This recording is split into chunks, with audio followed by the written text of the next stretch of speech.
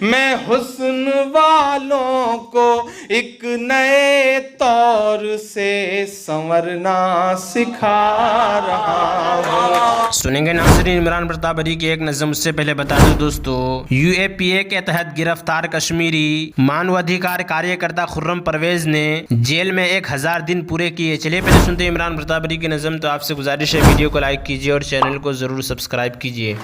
میں مر کے جینا سکھا رہا ہوں، میں جی کے مرنا سکھا رہا ہوں، میں مر کے جینا سکھا رہا ہوں، میں جی کے مرنا سکھا رہا ہوں، میں تیز طوفان میں زندگی کو تلاش کرنا سکھا رہا ہوں، میں تیز طوفان میں زندگی کو تلاش کرنا سکھا رہا ہوں۔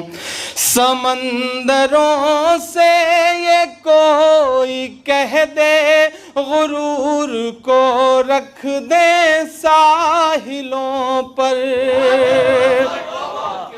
سمندروں سے یہ کوئی کہہ دے غرور کو رکھ دے ساحلوں پر، میں ان تھپیڑوں میں اپنی کشتی کو پار اترنا سکھا رہا ہوں، میں ان تھپیڑوں میں اپنی کشتی کو پار اترنا سکھا رہا ہوں۔ اور بہت دل سے کہا ہوا ایک شعر، آپ کی دعائیں بہت اچھا سن رہے ہیں، ادھر جو رائٹ ونگ والے ہیں بہت اچھا سن رہے ہیں، لیفٹ والے تھوڑے سے خاموش ہیں۔ میں آپ سب سے بھی چاہوں گا کہ آپ بھی اسی طرح سے محبتیں دیں، کیونکہ آپ یہاں جو دعائیں دیں گے، جو محبتیں دیں گے، وہی ہماری سب سے بڑی پونجی ہوگی اور اپنی جھولی میں بھر کے ہم وہی لے جائیں گے۔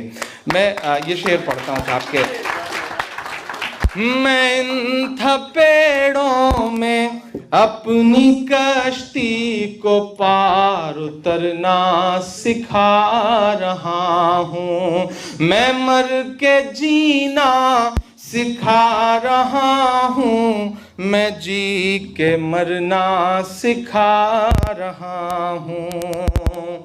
نظر میں ہو آگ ولولوں کی تو ہر ادا میں ہو ایک تیور، نظر میں ہو آگ ولولوں کی تو ہر ادا میں ہو ایک تیور، میں حسن والوں کو ایک نئے طور سے سنورنا سکھا رہا ہوں، میں حسن والوں کو ایک نئے طور سے سنورنا سکھا رہا ہوں۔ سہیل بھائی کہہ رہے تھے بہت مشکل ہے، وہاں یہ سب پڑھنا بہت مشکل ہے، یہ سچ ہے، لیکن جب آپ کچھ ٹھان لیتے ہیں اور اپنے ہنر کو ایک مشن بنا لیتے ہیں تو اللہ کہیں نہ کہیں اس میں مدد کرتا ہے۔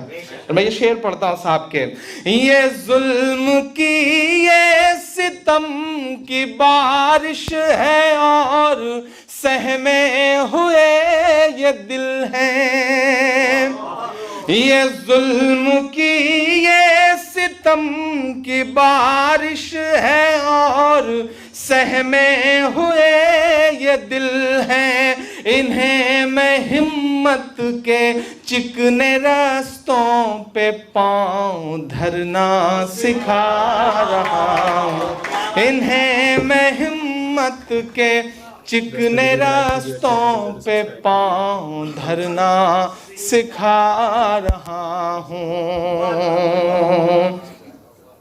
میں ایک شاعر جو بے بسوں کے لیے زمانے سے لڑ رہا ہوں. ناظرین، امام پرتاپ گھڑی کی نظم سننے کے بعد آپ اپنی رائے میں کیا کہنا چاہتے ہیں وہ نیچے کمنٹ باکس میں ضرور بتائیں. آئیے دوستو، دینی تعلیم سے کچھ خاص باتیں سنتے ہیں. استاد صاحب کا جواب.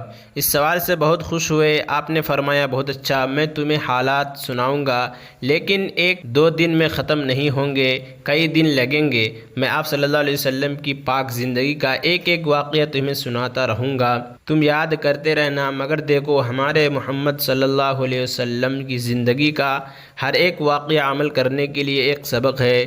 تم ہر ایک واقعہ کو سن کر یہ غور کرنا کہ اس سے کیا سبق ملتا ہے. میں بھی تمہیں سمجھاتا رہوں گا کہ اس واقعہ سے یہ سبق ملتا ہے، پھر اس پر عمل کرنے کی کوشش کرنا. آج ہمارے اندر خرابی یہی ہے کہ ہم کانوں سے سنتے ہیں، کتابوں میں پڑھتے ہیں مگر عمل نہیں کرتے. اللہ میاں نے یہ فرمایا کہ رسول اللہ صلی اللہ علیہ وسلم کی زندگی عمل کا نمونہ ہے. آج اگر ہم اس پاک نمونہ پر عمل کریں تو ہماری ساری خرابیاں اور کمزوریاں دور ہو جائیں اور ہم دنیا میں بھی عزت سے رہیں اور اللہ میاں کے یہاں بھی ہماری عزت ہو. حضرت محمد مصطفیٰ صلی اللہ علیہ وسلم. آج رسول خدا صلی اللہ علیہ وسلم کی سیرت بیان کرنے کا پہلا دن ہے. استاد صاحب نے فرمایا ہمارے آقا حضرت محمد مصطفیٰ صلی اللہ علیہ وسلم تقریباً 1400 برس پہلے مکہ مکرمہ میں پیدا ہوئے. ربیع الاول کی 9 تاریخ تھی، پیر کا دن تھا اور صبح کا سہانا وقت. والد ماجد کا نام عبداللہ تھا اور والدہ محترمہ کا نام آمنہ. دادا صاحب کا نام عبد المطلب تھا. آپ کا خاندان ہاشمی کہلاتا تھا اور آپ صلی اللہ علیہ وسلم کی برادری کو قریش کہا جاتا تھا. آپ صلی اللہ علیہ وسلم یتیم پیدا ہوئے کیونکہ کچھ دنوں پہلے آپ کے والد صاحب کی وفات ہو چکی تھی. مکہ میں قحط تھا، بیماری پھیلی ہوئی تھی. آپ صلی اللہ علیہ وسلم کے پیدا ہوتے ہی پانی برسا، بیماری جاتی رہی، برکتیں نازل ہوئیں. نام نامی. دادا صاحب نے آپ کا نام محمد رکھا اور والدہ محترمہ نے احمد. یہ دونوں نام نئے تھے، عرب میں ایسے نام نہیں رکھے جاتے تھے. کیسے پیارے ہیں یہ دونوں نام، جب تم ان کو سنو دل سے کہو صلی اللہ علیہ وسلم. آپ صلی اللہ علیہ وسلم کے بہن بھائی کوئی نہیں تھا. استاد صاحب نے یہ باتیں بتا کر بچوں سے فرمایا غور کرو، تمہیں اس واقعے سے کیا سبق ملتا ہے. ایک لڑکا کا نام خالد تھا. اس نے کھڑے ہو کر عرض کیا حضرت، اس واقعہ سے یہ سبق ملتا ہے کہ یتیم بچہ کو کم نصیب نہ سمجھنا چاہیے، اس سے محبت کرنی چاہیے. کسی کو کیا معلوم کہ یہ بچہ کس رتبہ کا آدمی ہوگا. شیر خارگی. آپ صلی اللہ علیہ وسلم کچھ دن ماں کی گود میں رہے، پھر عرب کے دستور کے موافق گاؤں کے دودھ پلانے والی عورتیں آئی اور عورتوں نے امیروں کے بچے لے لیے. حضرت حلیمہ رضی اللہ عنہا ایک نیک بی بی تھی، وہ رہ گئی. مجبوراً انہوں نے اس یتیم بچہ کو لے لیا، مگر تقدیر پکاری یہ یتیم موتی ہے.